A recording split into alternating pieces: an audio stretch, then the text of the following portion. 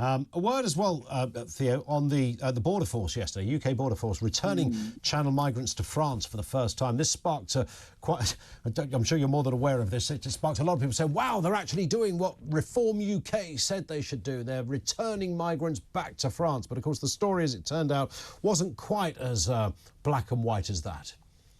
No, I think what's sort of emerged as a result of what happened in the English Channel yesterday was there was around 59 people were spotted in the water, and there was a joint rescue operation, and some of those rescued went on to a French vessel, was returned to the north coast of France, and then it was called UK Border Force boat called Ranger picked up around 13 people, and then as part of the operation brought those individuals back to the north coast of France. And the Home Office insisting that this was an operational decision, of course, completely coincidental with the fact that Keir Starmer was meeting Emmanuel Macron for a private dinner at Blenheim Palace to discuss closer ties, including closer cooperation between UK and French authorities in the English Channel. But I think perhaps for the damaging point of view, from the Home Office's point of view, and from the government's point of view, right, it shows it can be done. You know, here is evidence. It is perfectly possible to put migrants in the Channel, and instead of taking them all the way back over to Dover and then having to process them here in the UK, and the cost of hotels, which is now stretching beyond £6 million a day, up to £7 million a day, and it taking weeks, months, years to process these individuals. It's perfectly possible when there's an operational decision to return these individuals to France. And I think the Home Office doesn't want to boast about it, and that was quite clear with the way the story came out. It was actually just a tip-off to a journalist. They don't want to say, well, here is a big make a big fandango about the fact that they've got this, that this managed to happen. But actually, I think it just supports Nigel Farage and Richard Tice's point. It's perfectly easy if there are individuals in the English Channel, where they're in small boats, and it was a successful rescue mission in this particular case. But if they're in small boats, perfectly easy to bring them aboard a vessel and take them back to the north coast of France. It can be done. It can be done. Many voters will be like going, well, we're going to do this next time. You can't say nobody can say it can't be done now, because it literally can be done. We've just seen it happen. An interesting little kind of quirk, I suppose, on the immigration story as well, Theo. Starmer pledging £84 million, I think it is, to stop illegal migration at source. This is an amount of money given to projects in Africa and the Middle East. And I think the theory is largely, I suppose, a humanitarian amount of money. Theory is if you put enough money into those places, you remove the pull factor for people to want to go elsewhere. You keep people in their own place.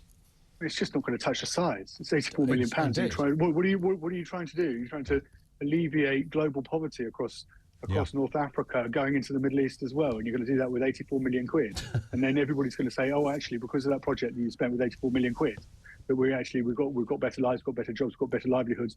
All of those wars that are driving us from our homes, we could just forget about those. Don't worry, the UK government's giving us 84 million quid. It's not even going to come close. Even if that 84 million quid was extrapolated by every other European nation, providing what they could afford in line with the £84 million provided by the UK government, it's not going to come anywhere close to sorting some of the problems in the countries where people are leaving, fleeing their homes. Divvied out across multiple countries as well. So I don't know what. Yeah, I mean, you're talking 2 continents, 3 continents. If you take into account, the fact that some people are travelling from as far away as Vietnam, to this country.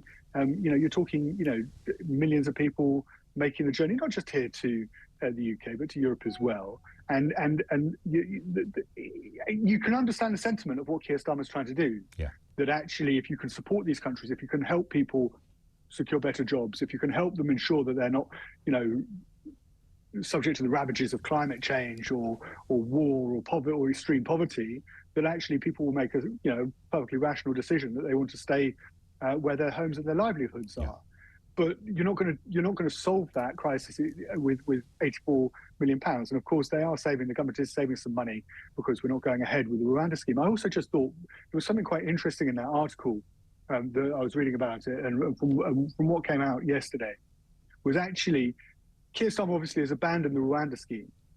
But when he was asked about offshore processing, i.e. another version of Rwanda, but potentially it wouldn't obviously be in Rwanda, he didn't close the door completely. No. He said he was prepared to look at whatever works.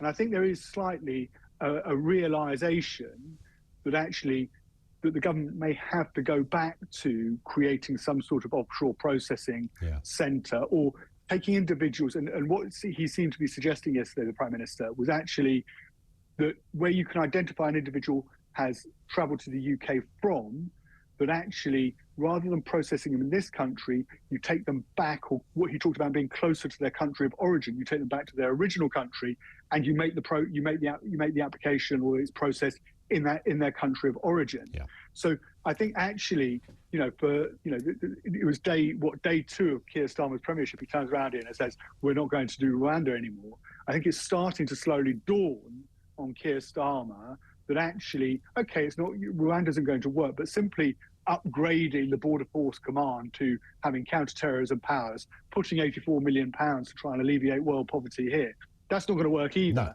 No. And actually, he's almost shot himself in the foot a little bit by getting rid of Rwanda, because actually, if you look at the numbers, 2022 to 2023, the numbers, that's from when Rwanda was announced by Boris Johnson through to last year, the full set of numbers from last year, you did see a reduction in the number of migrants crossing the channel from 45,000, or just under 45,000, to just under 30,000. And of course, Rishi Sunak made this huge promise of stopping the boats. He didn't stop the boats, but it was quite clear that the Rwanda scheme was having some effect in deterring people from making that crossing, because you saw a reduction of a third.